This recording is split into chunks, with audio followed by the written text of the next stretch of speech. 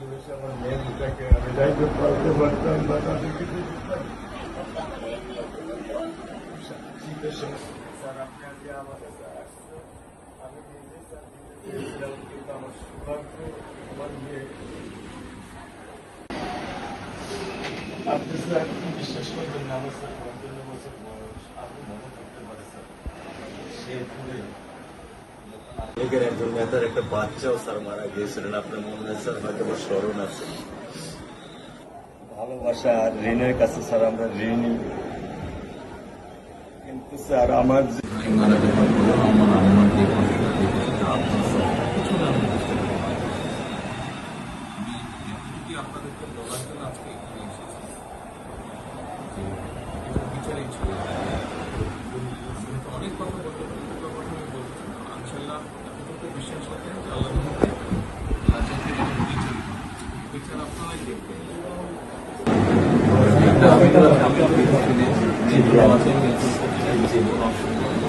আর আসামিকে ধরা হয়েছে, ব্যবস্থা করা হচ্ছে, এরপরে বিচার ইনশাল্লাহ আইন উনিও কন্যা সন্তান, আমিও কন্যা সন্তান, উনিও কন্যা সন্তান। কাজে আমরা জানি কন্যা সন্তানের কষ্টটা আমরা একটা ছবি ছিল স্যার, কিছু বলে তোলেন না, আমি শুধু আপনি মেয়ের বাবা, আপনিও স্যার একদম মেয়ের বাবা। শুধু একটা আমি দৃশ্য আপনাকে স্যার দেখো, আর কিছু দেখাবো না স্যার, আমি দেখবো না স্যার, স্যার আমি দেখবো না স্যার, এটা নিয়ে আমি সারা জীবন স্যার আমি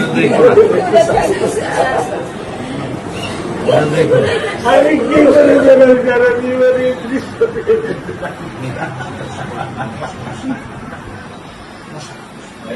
আমার এই দৃশ্য আমি কি দিয়ে পূরণ করবো? আমার মেয়ে শুক্রবারে নামাজ মসজিদে নামাজ পড়ে, আমি 3 নামাজ বাসায় পড়ি স্যার, কারণ ও আমার সাথে নামাজ পড়তে পছন্দ করে। 2 নামাজ আমি ওকে নিয়ে স্যার আমার বাসায় পড়ি স্যার। আল্লাহ আমি জানি না, আল্লাহ তো আমার কোন পরীক্ষা করেছে, এই দুঃখ এই কষ্ট মৃত্যু ছাড়া আমার আর কোনো শেষ নেই স্যার, আর কোনো শেষ নেই। আপনার দায়িত্ব মানে প্রধানমন্ত্রী নেবে, আমাদেরকে তো আপনাদেরকে শক্ত হতে হবে না, আপনার তো বড় মেয়েটা রয়ে গেছে, এখন তো ওর জন্য আপনাদেরকে শক্ত থাকতে হবে। স্যার সত্য কথা, আমি যখন ওকে ভ্যানে পাঠাই আমি খুব বল পাই, আমি কালকেও বলে দিছি যে আমি আর ভ্যানে দিব না, তুমি প্রতিদিন ওকে রিস্কায় নিয়ে যাবা, রিস্কায় করে নিয়ে আসবা। আমি ক্লান্ত স্যার, 10 বছর বয়স থেকে স্যার অবহেলা পেতে পেতে পেতে পেতে স্যার আমি আর নিতে পারতেছি না স্যার। আল্লাহ আমার ভাগ্যে দিচ্ছে, আমি কি করবো কি করবো?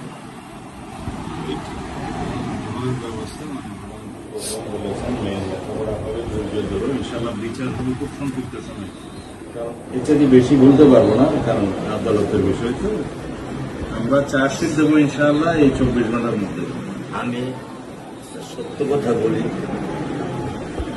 আমার 55 বছর বয়সে আমি এত দ্রুত, এত সুন্দর, এত সুচারু ভাবে আমি কখনো দেখিনি। এটা আমি বুঝতে পারছি, এটা তো বুঝতে এটা আমি বুঝতে পারছি স্যার। এটা প্রধানমন্ত্রী চলে আসছেন, এটা আমার সৌভাগ্য। আমি সত্যিকার ভাবে স্যার আমি বলি, আমি এটা স্যার প্রত্যাশা করিনি যে আপনার মতো মানুষ আমার এই 10,000 টাকার একটা প্ল্যানে স্যার আপনি পা রাখবেন, কিন্তু এই বিশ্বাস ছিল যে আপনি আর 10 জন না। যে মানুষ ট্রাফিক সিগন্যালে দাঁড়িয়ে থাকে, নিয়ম মেনে চলে, সে মানুষকে বুঝতে স্যার আমার এইটুকু বয়সে স্যার যথেষ্ট স্যার। স্যার আপনি একটু ধৈর্য ধরবেন, আমি ওকে কোনো নিয়ন্ত্রণ করতে পারতেছি না। আল্লাহ চায় আপনার সন্তানের এই অবস্থার জন্য যে দায়ী, তার বিচার ইনশাল্লাহ হবে, সেটা শিখিয়ে দিবে। আর মালিক যে আল্লাহ তাআলা মালিক, ওনার কাছে সাহায্য, ওনার কাছে সাহায্য চান, আল্লাহ রহম করলেন সব কিছু দিতে। মানুষ হিসেবে আমাদের যেটা করার আমরা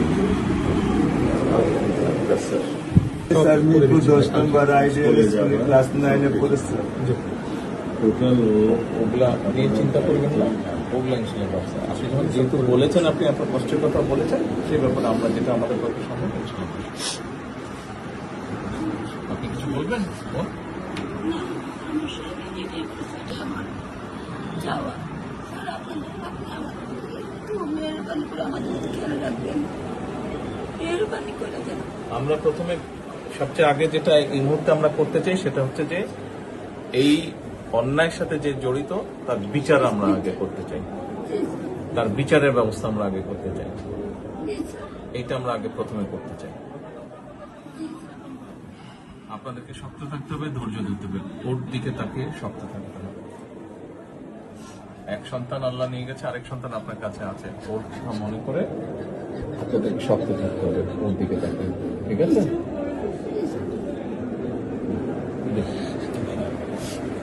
চলে আসবে, হ্যাঁ ভাই, চলে আসবে, আজকে চলবো।